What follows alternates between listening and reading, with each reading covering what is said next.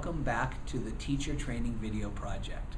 My name is Scott Welsh, and today we will discuss action-based lesson planning. Action-based lesson planning involves creating objectives that include observable behaviors. I hope you enjoy. First of all, why do we need to write objectives? Aren't they just a waste of time? Well, to begin, let us suggest 3 reasons. First, if you take the time to write clear objectives, you can keep students on task. Second, it will help you to design more focused practices for your students. And finally, objectives serve as a roadmap that will allow you to chart student progress. When it comes to lesson planning, one of the first things to consider is the difference between goals and objectives. Let us begin by sharing 3 statements with you. If I told you these were objectives, would you agree? Number 1, my students will learn a lot of English. Number 2, my students will understand the past tense. Number 3, my students will be excited about reading in English. Notice that in all 3 of these cases, the statements are not objectives. These are goals. And you can tell the difference between the 2 because goals are generally too broad to be objectives. Goals are vague statements of what you want to do in a class. Now, contrast these 3 goals with 3 objectives. Number 1, students will identify and orally pronounce 20 words from the unit.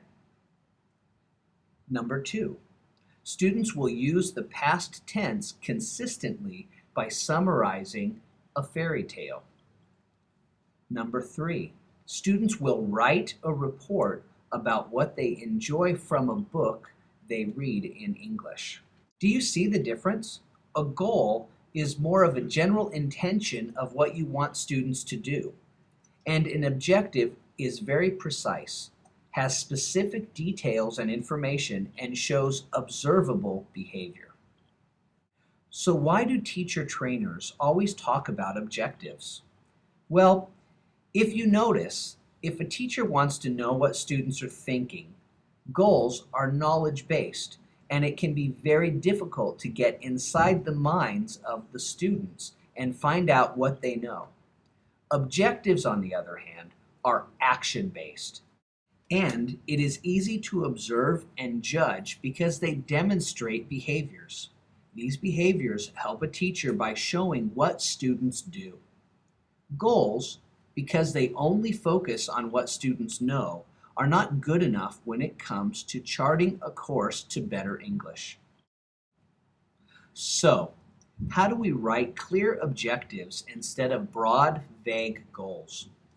Here are 2 tips. First, state the content or the material to be learned. For example, notice that in these objectives, the material is clearly specified. 20 words from the unit, a fairy tale, a book they read in English. Besides identifying the material you will use, make sure you describe a behavior that you will be able to observe. For example, in our 3 objectives, we ask students to identify and orally pronounce, use the past tense consistently through summary, write a report about what they enjoy. Now, let us suggest that writing objectives is not as hard nor as time-consuming as it may seem by giving you a simple tip. Our tip is to make sure you use action verbs. Here is a small list of commonly used action verbs. Take a moment to look at this list and try to remember what words were used for our 3 objectives. Can you remember? In the first objective, there are 2 action verbs, identify and pronounce. In the second objective, the key word here is summarize. And in the last objective, we invite the students to write. Notice that all these verbs demonstrate students in action. They are actions that the teachers can observe and assess in the classroom. Hi, Well, I hope you enjoyed watching the presentation. Thanks for watching. And remember again that objectives are important for you as a teacher to know how to assess student progress. It'll make your lesson plans clearer when you have more than just a goal. And in addition, it's something like a good shirt you are going to use again and again and again throughout your career as a teacher. So it's really worthy putting the time in to develop good, clear objectives now. Thank you.